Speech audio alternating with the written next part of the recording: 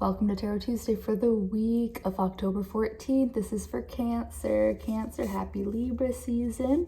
Pluto has just gone direct. It's been indirect since about May. And we also have Venus moving into Libra. So know that we're feeling like that Venus energy. Venus likes to be in Libra. It's one of its home signs. Anyways, then with the Pluto retrograde going direct, know that, like we don't feel those as much, but I believe that with all the eclipses that we've just had recently and just heading into fall anyways, I've noticed a lot of people really feeling that shedding of whatever no longer works for them. Yeah? Okay. And I'm using the Starseed Oracle deck by Rebecca Campbell. I unfortunately am down the street from a shop that sells her deck specifically, and she's got one more that I don't need to get. I don't need to get it right now. They also do readings on your birthday, so I'm gonna do that instead, hopefully, is how next week is gonna go. All right, and so yeah, star seeds resonate with some people. It doesn't with others. I told everybody else this already, that I was playing a video about star seeds because I got really excited about it, but the people I was playing it for did not give two fucks about it. Other people who probably star seeds sucked in. I even messaged a classmate about it, and he was just like, Julie, what the fuck? So it is what it is, but we'll get to what it means for you. This reading goes, it plays your fated life, your dharma life, and then the bridge between the two. All right, so here we go. So fated life for Cancer.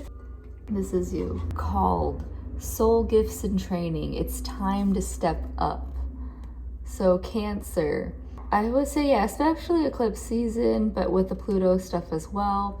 If you've been in a somewhat of a transition, Cancer, now is the time for you to really step into what it is that your life purpose is calling you to do.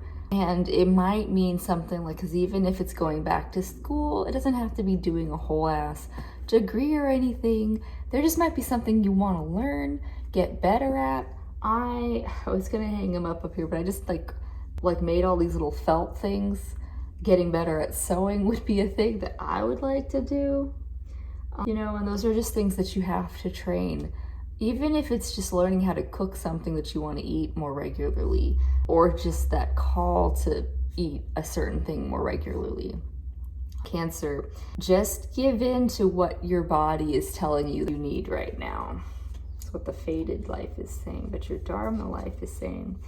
The 7 star sisters, birthing creation, tapestry of life, expression. So 7 sisters are the Palladians, I believe. It's asking you to be your own muse, Cancer.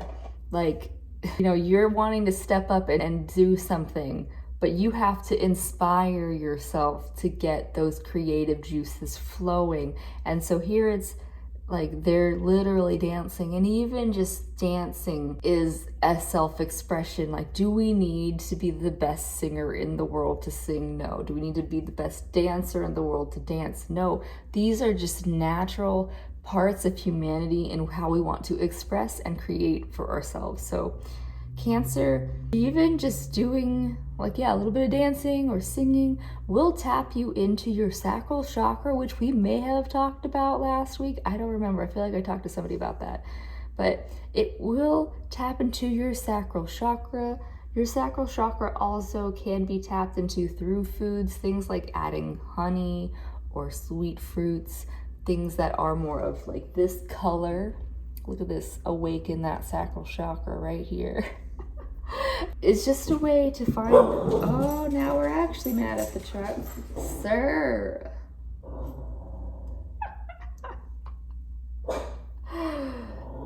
And he went past the sacral chakra to the solar plexus to be a dick. We don't want that. We want to stay here. We want to stay here in sensuality and creativity. That's where we want to stay. We don't want to go where Watson is. That's what we want. And so Cancer, sometimes getting in your body is what can lead you back into a healthier sacral chakra, because we start at the root and then we go up to the sacral chakra. So taking care of your body so that you can tap into your more creative side. However, this next card is supposed to be the bridge that I'm talking about too early.